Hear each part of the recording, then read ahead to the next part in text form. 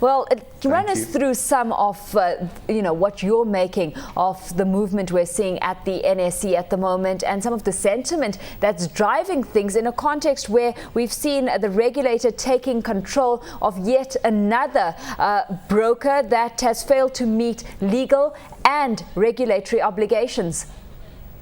With respect to the broker, I think, the market, this was in the news, it was priced into the market.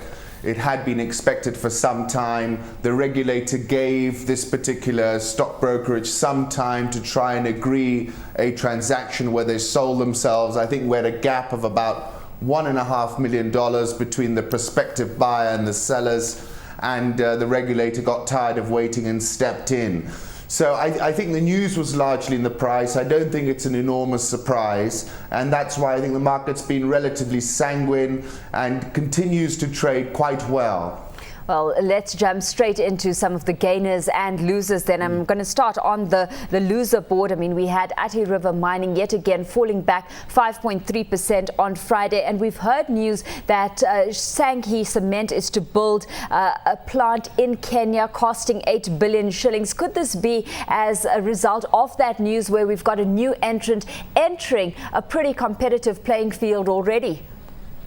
Well, I think, Athi River, the strong support on the price is around 100. They haven't made a mistake on execution for a long time. They are really very, very capable on that front. They've got a major scale up going, which plays into maximum 2012 in the region. So I think, the news might have brought on some knee-jerk selling, but I still think Athi River offers a lot of value, especially because of the low base effect and the ability to execute. So I'm pretty confident that 100 is key support. Target is about 120 on Athi River, but as you said, there is more competition on the horizon where there wasn't before. Why such different reactions then between Athi River Mining and East African Portland Cement? We had East African Portland Cement again ranking on the gainer board on Friday with a gain of 6.25% on that share price. With East African Portland, you've got a very low PE. It's less than 4.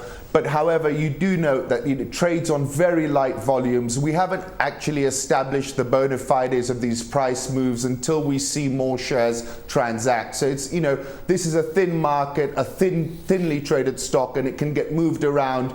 The bid offers probably 10%, and that was what happened on Friday, I think. Well, the same seems to be holding true for Samir. I mean, yet again, we've got that counter on the gainer board as well, gaining 15% on Friday. But a broker I was chatting to last week saying that you cannot read too much into the share price movement we're seeing there, but we are looking forward to a business park coming on stream and that contributing to revenues down the line. What's your outlook for Samir Africa? It's a very interesting question. It bottomed out at around 450. It's been quite a sharp rally. The volumes actually haven't been as low as they have been in something like Portland Cement. There's a lot of value in these Merali businesses. This is Sassini, Samir, Everready, less so. And I think the question for the management at these companies, and Samir is included, is how they unlock the shareholder value. The prices have been very depressed for a very long time. There's been no clear roadmap of unlocking value. And I think within the Samir balance sheet, there's plenty of value. The breakup value is well north of the current market price. If they just sold and liquidated everything and paid the shareholders back, you'd probably get a sharp 300% to 400% gain.